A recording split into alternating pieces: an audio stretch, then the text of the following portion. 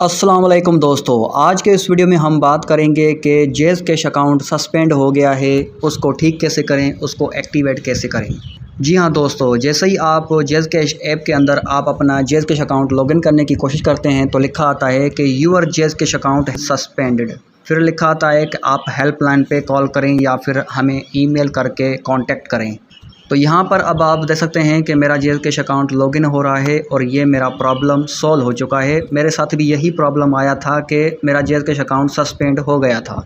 तो जेज़ cash account suspend क्यों होता है, इस हवाले से मैंने एक वीडियो बनाया हुआ है, उस वीडियो का लिंक डिस्क्रिप्शन में मिल जाएगा। और फिर अगर आप हेल्पलाइन पे बात करना चाहते हैं तो हेल्पलाइन पे कैसे बात करें, क्या बताना होता है, तो उस हवाले से मैंने एक और वीडियो बनाया हुआ है, उस वीडियो का लिंक डिस्क्रिप्शन में आपको मिल जाएगा। वो वीडियो देख लीजिए, फिर आप हेल्पलाइन पे भी बात करके देख लीजिए। और जब हमारा जेज़ कैश अकाउंट सस्पेंड हो जाता है तो नीचे कहते हैं कि आप हमें ईमेल करके कांटेक्ट कर सकते हैं। ईमेल कैसे करेंगे, ईमेल करने का तरीका क्या है और किस तरह ईमेल करें कि रिप्लाई भी आए कि भाई हमने ईमेल कर दिया है लेकिन जेज़ कैश वाले हमें रिप्लाई नहीं कर रहे। इसका मतलब यह है कि आप ठीक से ईमेल नहीं कर रहे। तो ठीक से ईमेल कैसे करते हैं जेज़ कैश वालों को, तो उस हवाले से मैंने एक और वीडियो बनाया हुआ है, उस वीडियो का लिंक डिस्क्रिप्शन में मिल जाएगा। और जब आप पहली दफ़ा ईमेल कर लेते हो, ईमेल करने के बाद जब आपको रिप्लाई करते हैं जेज़ कैश वाले, तो यहाँ पर आपको इस तरह ये ईमेल दिखाई देगा जिसमें आपको बताया जाएगा कि आपके अकाउंट के अंदर ये ट्रांजैक्शन हुई थी, इसकी वजह से आपका जेज़ कैश अकाउंट सस्पेंड किया गया है। आप अपने जेज़ कैश अकाउंट को ठीक करवाना चाहते हैं तो आप हमें जस्टिफिकेशन लेटर लिख के भेजें।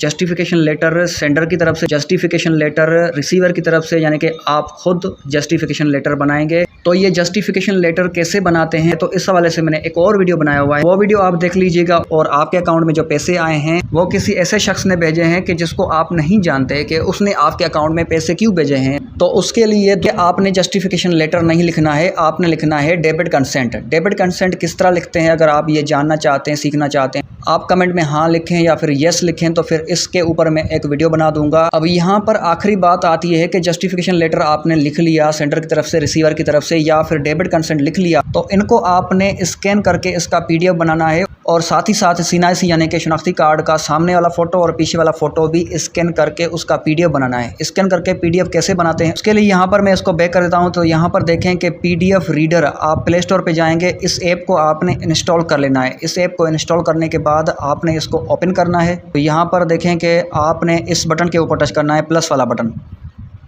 इसके ऊपर टच करने के बाद यहाँ पर देखें कि यहाँ पर आपको कहा जा रहा है कि स्कैन टू PDF। आप स्कैन करेंगे फिर उसका PDF बनाएंगे, तो आपने इसके ऊपर टच करना है। उसके बाद आपके फ़ोन का कैमरा ओपन हो जाएगा। जो जस्टिफिकेशन लेटर आपने बनाया है सेंडर की तरफ से, रिसीवर की तरफ से, वो आपने यहाँ पर रखना है और उसको आपने कवर करके चारों कोने उसके दिखाई देने चाहिए। फिर आपने ये सफ़ेद कलर का जो बटन है आपने इसको टच करना है। मिसाल के तौर पे मैंने इस पिलो का ये फ़ोटो लिया हुआ है, आप इसको समझ लीजिए कि ये ID कार्ड है या फिर जस्टिफिकेशन लेटर है। तो यहाँ पर देखें छोटा सा एरो है राइट साइड, इसको आपने टच करना है। इसको टच करने के बाद यहाँ पर कह रहे हैं कि नो क्रॉप और ऑटो क्रॉप, आपने नो क्रॉप करना है और उसके बाद आपने इसको नेक्स्ट करना है।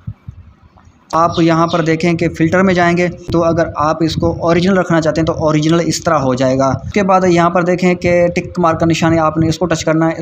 फिर यहाँ पर आपको नेक्स्ट का बटन दिखाई देगा, आपने इसको टच करना है। इसको टच करने के बाद प्रोसेसिंग लिखा आएगा। उसके बाद आपको नीचे दिखाई देगा कि कन्वर्ट।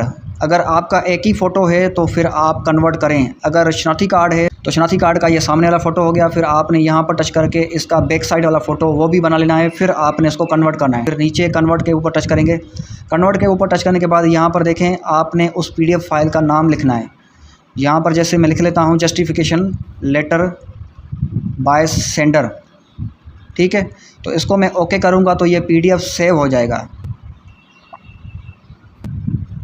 सेव हो चुका है, कन्वर्ट हो चुका है कामयाबी से। फिर उसके बाद आगे का प्रोसेस क्या होता है, तो इस तरह आपने PDFs बनाकर जेज़ कैश वालों को ईमेल करके वो सारे भेज दिए। ईमेल करने के बाद आपने इंतज़ार करना है कम से कम 2 दिन का। अगर 2 दिन गुजर जाएं और ईमेल का रिप्लाई ना आए जेज़ कैश वालों की तरफ से, आपने हेल्पलाइन पे कॉल करनी है। उनको कहना है कि भाई आपको जो चाहिए था जस्टिफिकेशन लेटर या डेबिट कंसेंट या फिर ID कार्ड के फ़ोटोज़, तो वो मैंने ईमेल करके भेजे हुए हैं, कब का उसको 2 दिन हो चुके हैं और मुझे अभी तक रिप्लाई नहीं आ रहा जेज़ कैश वालों की तरफ से। तो वो आपको हेल्पलाइन पे पूछेंगे कि आपका ईमेल एड्रेस कौन सा है। आप ईमेल एड्रेस बताओगे तो फिर वो वहाँ से चेक करके आपके ईमेल को प्रायोरिटी लिस्ट में डाल देंगे। फिर उसके बाद आपको रिप्लाई जल्दी आएगा। जब आपको रिप्लाई आएगा तो उसमें यह लिखा होगा कि thank you for contacting JS cash. तो यहाँ पर आपको कह रहे हैं कि आपकी जो कंप्लेंट है उसको हमने भर दिया है, उसकी आईडी ये है, ठीक है। यहाँ पर जैसे मेरी कंप्लेंट आईडी ये उन्होंने बताई थी और उन्होंने कहा था साथ ही साथ कि आपने 7 कारोबारी दिन आपने इंतज़ार करना है। 7 कारोबारी दिन का क्या मतलब है? जिसमें छुट्टी ना हो, ठीक है।